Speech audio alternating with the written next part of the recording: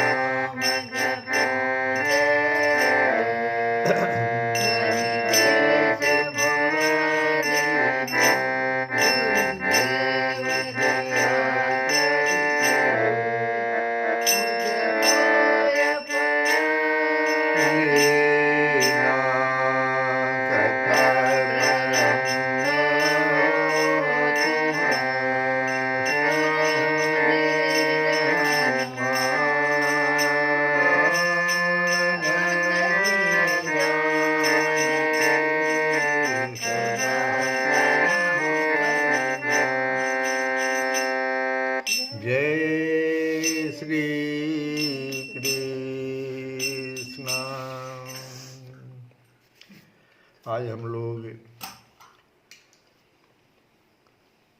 गीता से अर्जुन के द्वारा एक बहुत सुंदर प्रश्न पूछने पर अर्जुन जिज्ञासा करता है कि हे भगवान, कैसे मनुष्य आपका भजन करते हैं? इस पर भगवान ने क्या कहा? कैसा मनुष्य आपका भजन करते हैं? तो भगवान अर्जुन से कहते हैं कि चतुर्विधा भजन्ते माम जनाः सुकृतिनः अर्जुन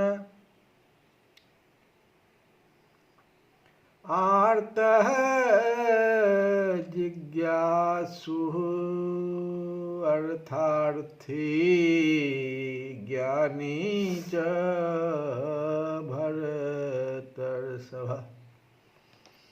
हे भरतवंशियों में श्रेष्ठ अर्जुन, उत्तम कर्म करने वाले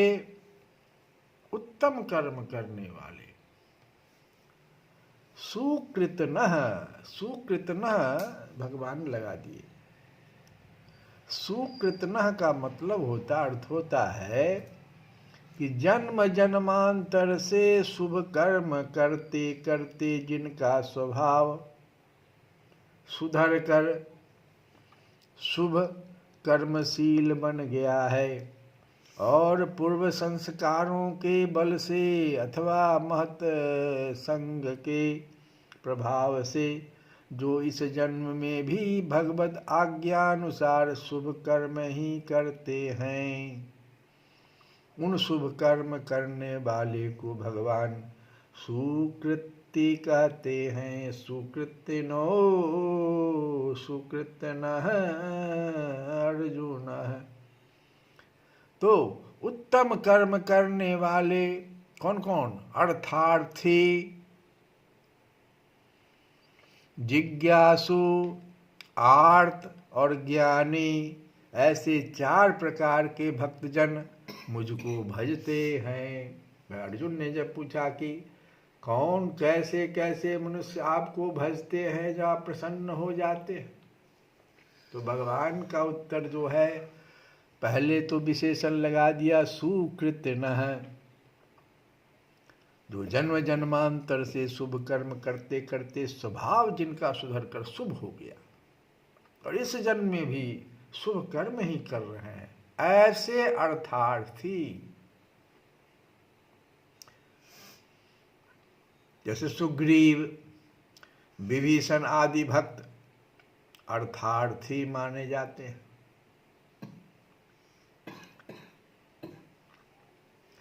फिर ये आर्त भक्त में सबसे द्रौपदी का नाम, वैसे तो भक्तों में गजराज भी है, आर्त भक्त में गजराज भी है। जरासंध के जो बंदी राजागण थे बहुत से, लेकिन सबसे मुख्य जो है वो द्रौपदी का नाम लिया जाता है। द्रौपदी राजा द्रुपद की पुत्री थी। ये यज्ञ वेदी से उत्पन्न हुई थी द्रौपदी। इनके शरीर का रंग बड़ा ही सुंदर श्याम वर्ण था, इससे इन्हें कृष्णा भी कहते थे, कृष्णा। द्रौपदी अनंत गुणवती, बड़ी पतिव्रता, आदर्श गृहिणी और भगवान की सच्ची भक्ता थी।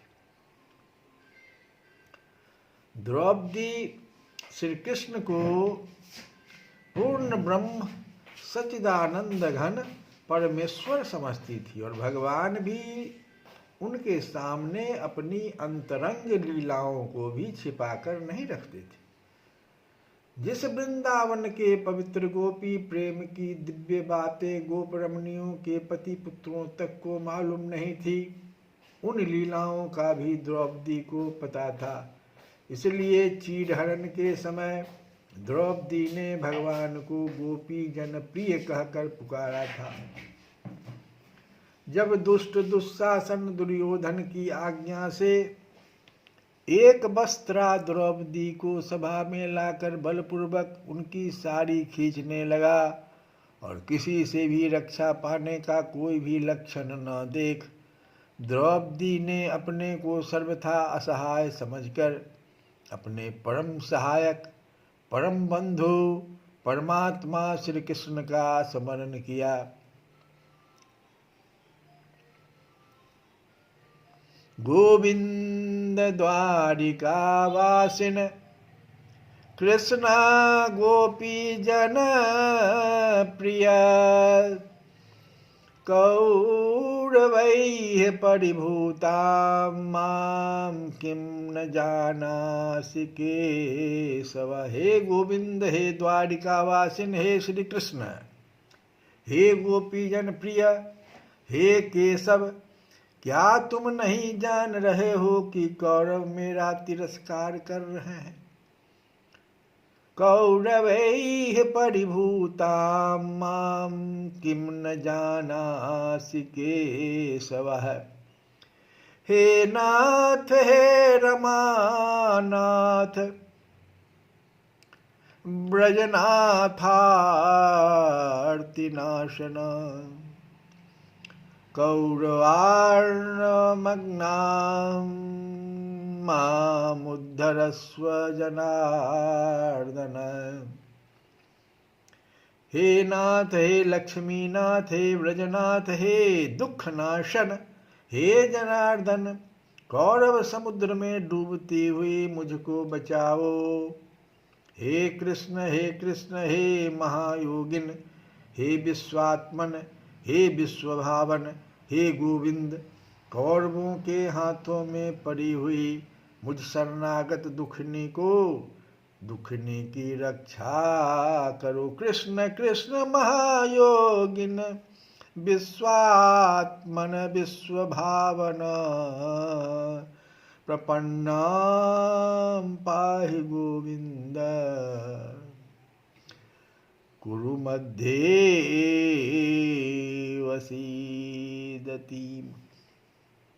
तब द्रौपदी की पुकार सुनते ही जगदीश्वर भगवान का हृदय द्रवीभूत हो गया और वे त्यक्त्वा शय्यासनं पदभ्यां कृपालुः कृपयाभ्यगा। हे कृपालु भगवान क्या किए, कृपा परवश हो शय्या छोड़कर, शय्यासनं त्यक्त्वा शय्यासनं, और पैदल ही पदभ्याम कृपालु दौड़ पड़े। कौरवों की दानवी सभा में भगवान का वस्त्रावतार हो गया। द्रौपदी के एक वस्त्र से दूसरा और दूसरे से तीसरा, इस प्रकार भिन्न भिन्न रंगों के वस्त्र निकलने लगे। वस्त्रों का वहां ढेर लग गया। ठीक समय पर प्रिय बंधु ने पहुंचकर अपनी द्रौपदी की लाज बचा ली। दुशासन थक कर जमीन पर बैठ गया। तो आर्त भक्त में द्रौपदी का नाम मुख्यता लिया जाता है। अब आइए जिज्ञासु भक्त। तो जिज्ञासु भक्त में परीक्षित जी हैं। वैसे तो अनेकों नाम है, उद्धव जी का नाम भी है, विश्व प्रसिद्ध है। तो जिज्ञासु भक्त में परीक्षित जी का नाम आता है। और ज्ञानी भक्त में सुखदेव जी, सनकादि, नारद जी और भीष्म पितामह, ये सब प्रसिद्ध है। बालक प्रहलाद भी ज्ञानी भक्त माने जाते हैं, जिनको माता के गर्भ में ही देवर्षि नारद जी के द्वारा उपदेश प्राप्त हो गया था। ये दैत्यराज हिरण्यकश्यप के पुत्र थे। हिरण्यकश्यप भगवान से द्वेष रखता था और ये भगवान के भक्त थे। इससे हिरण्यकश्यप ने इन्हें बहुत ही सताया, सांपों से डसाया, हाथियों से कुचलवाया, मकान से गिरवाया, समुद्र में फेंकवाया, आग में डलवाया और गुरुओं ने उन्हें मारने की चेष्टा की, परंतु भगवान इन्हें बचाते गए। इनके लिए भगवान ने श्री नृसिंह देव के रूप में प्रकट होकर हिरण्यकश्यप का वध किया। किसी भी भय से न डरना तो प्रहलाद की ज्ञान स्थिति का ही तो सूचक है। पर गुरुगृह में इन्होंने बालकपन में ही अपने सहपाठियों को जो दिव्य उपदेश दिया है उससे भी इनका ज्ञानी होना सिद्ध हो जाता है। तो इस प्रकार से भगवान जो है अर्जुन को 4 प्रकार के अपने भक्त बताए जो भजन करते हैं। हम लोग अब एक विनय पत्रिका से सुंदर सा भजन कि ऐसे राम दीन हितकारी, ऐसे राम दीन हितकारी, अति कोमल करुणा निधान बिनु, अति कोमल करुणा निधान बिनु, कारण पर उपकारी, ऐसे राम दीन हितकारी।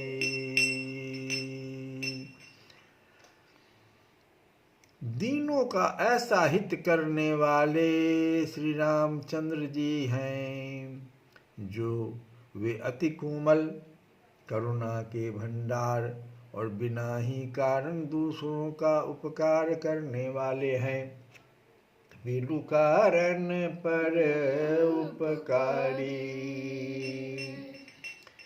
साधनहीन दीन निज घवस, शिला भई मुनि नारी,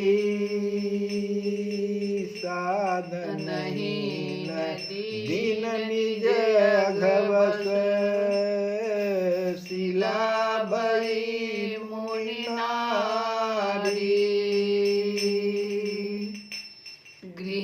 गृहते गवन परसि पद पावन, घोर सापते तारी, ऐसे राम दीन हितकारी, ऐसे राम दीन हितकारी।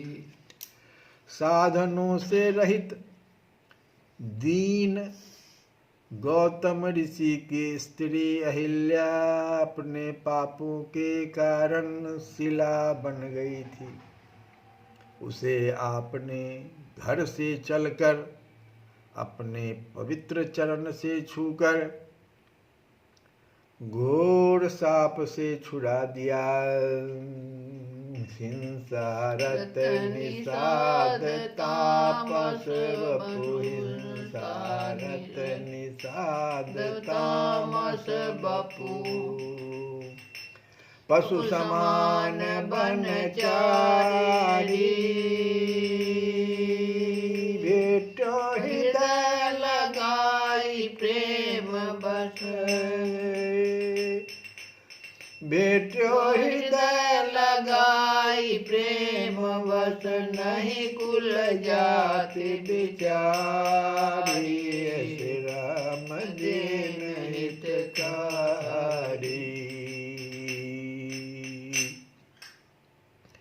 हिंसा में रत गुह निषाद जिसका तामसी शरीर था और जो पशु की तरह वन में फिरता रहता था, तो उसे आपने वंश और जाति का विचार किए बिना ही प्रेम के बस होकर हृदय से लगा लिया।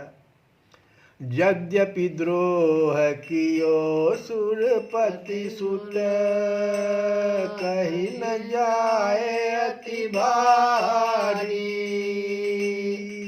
सकल लोक अवलोक शोक, अत शरण गए भयतारी, शरण गए भयतारी। ओ बिहंग जोनि आमिष आहार, पर गीध कौन व्रत धारी, जनक समान क्रिया ताकी निज, कर सब भांति समारी,